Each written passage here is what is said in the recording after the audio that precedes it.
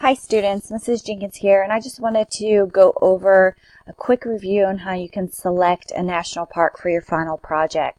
So to do a review for your final project, it's always important for you to take a look at the rubric before you start.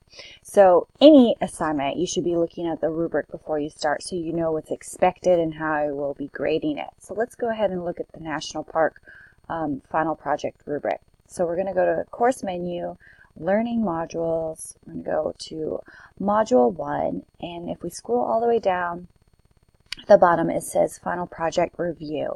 It lists the rubric and it gives you a couple of web links. So let's take a look at the rubric first.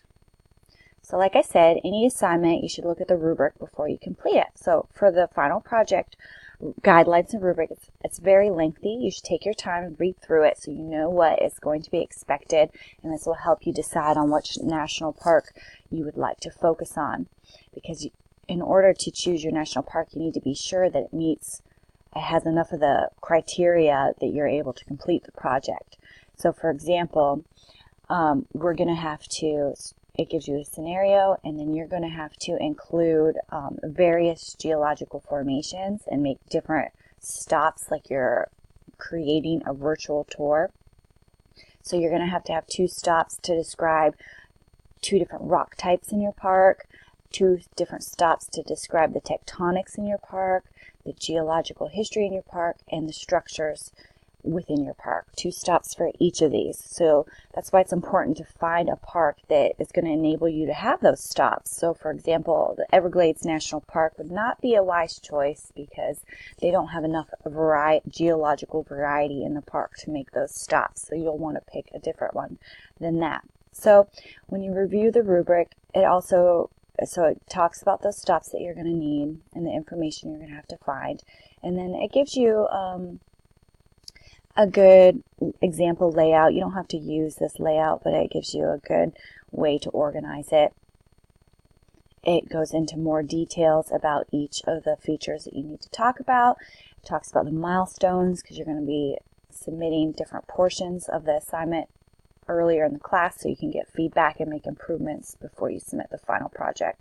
And then you scroll down and it gives you the actual rubric where it tells you if it was not evident, needs improvement, proficient, or exemplary. So you would read through those and it would indicate if you think your project's going to meet which criteria, and that's how I will also be grading it.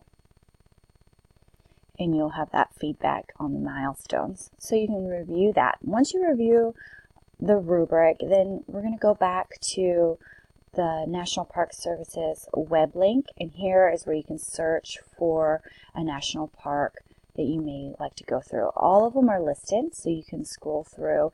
They have some smaller parks on here that probably are not going to be good for your final project, so you might want to stick to the main national parks. There's going to be a lot more information out there that you can research to complete your project.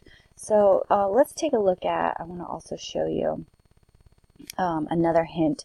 So let's go to Yellowstone National Park. That's a pretty popular park with a lot of geological formations. So once you find the national park that you want to review and see if there's some good information on it, you can click on it and it'll bring you to a great website that gives you some information on the national park, some tips to plan your visit, and how to learn about the park. If you go to learn about the park and you look for like the nature tab, you should also be able to find a geology tab, and that'll give you can click on that and that'll give you a good review of some of the geology in the park, and then that'll help you determine if it would be a good park to choose for your final project.